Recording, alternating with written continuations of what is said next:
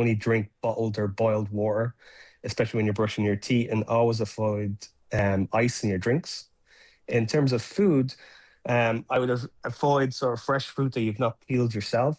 And salads are high risk and very prone to contamination. And while buffets may appear to be appetizing, be cautious as they are a breeding ground for bacteria. And if food is sitting in a buffet for a long period of time. Now, the UK Health Security Agency has issued a travel health warning for Cape Verde, the island's off the West African coast. That's because dozens of British tourists have fallen ill with stomach bugs. There have been more than 100 cases of Shigella and 43 cases of Salmonella, all linked to Cape Verde holidays. 4 British people have also died after contracting those infections. Let's speak to Damien Tully, who is Associate Professor at the London School of Hygiene and Tropical Medicine. Good morning to you. Good morning. Talk to us first of all. Many people will have heard about Salmonella, maybe less of Shigella. Just explain to us what that is. Yeah, so Shigella is a bacteria that causes shigellosis, which is really an infection of the gut and results in severe diarrhea, fever, and stomach cramps. Historically, people may know it as dysentery. Most people do recover in 5 to 7 days, but in some cases, particularly in young children, older adults, pregnant women, or people with weaker immune systems, it can cause serious and sometimes occasionally life-threatening complications. And how do you get it? What are you coming into contact with that would mean that you would get this infection? Yeah, so transmission generally occurs through contact with contaminated fecal matter. So that can be either spread from person to person or indirectly from contaminated food, water, or environmental surfaces. So Shigella can spread very easily. It really needs a low infectious dose to spread. So it's highly contagious. And why would it suddenly be spiking in Cape Verde? Is it clear? So the exact source of the outbreak is still under investigation. It hasn't been identified yet. The most probable cause is probably contaminated water, possibly from a borehole, or contaminated food. It's also possible that in August 2025, Hurricane Erin hit the islands, and that maybe damaged water and sanitation infrastructure, and that also increased the risk of contamination. So what should people do? Because if people are heading off to Cape Verde, I mean, a couple of weeks, it's half term, people may be trying to seek out some sun and maybe a little bit anxious. Are there simple things you can do to protect yourself? Yeah, I think some very practical advice for travellers is to really practice good hygiene, particularly hand hygiene. So you should wash your hands thoroughly with soap and warm water, especially after using the restrooms and before eating. Hand sanitizers can be used, but they don't eliminate all pathogens.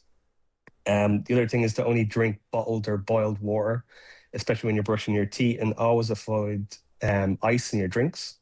In terms of food, I would avoid sort of fresh fruit that you've not peeled yourself. And salads are high risk and very prone to contamination. And while buffets may appear to be appetizing, be cautious as they are a breeding ground for bacteria. And if food is sitting in a buffet for a long period of time, bacteria can multiply rapidly and they can double in as little as 20 minutes. So again, sorry. I was going to say poor hand hygiene and again, improper food handling can also contaminate surfaces. As someone who went away in the summer and got very, very ill, from probably a similar thing to this, you go to a buffet, by the time you can't have fruit or salad, it's like happy holiday. There's not that much you can eat. I mean, it is quite restrictive for people who are going away, isn't it? Yeah, and I think, again, it's people need to use, I think, common sense. And I think if you do start to experience symptoms of diarrhea, most episodes will be short-lived, but it's important to try and prevent dehydration, particularly if you have young children or you're pregnant or elderly. So again, drink plenty of fluids, consider oral rehydration salts. You should probably stay away from anti-diarrheal medication because that's going to slow down the movement of the gut. And if you do have pathogens inside you, it's going to prevent the body from naturally clearing those bacteria. So you may be actually prolonging your infection. So when we're seeing this spike in Cape Verde, I mean, first of all, is this something that is unique to Cape Verde? And secondly, could it go away, or is this something that is probably likely to stay there for now?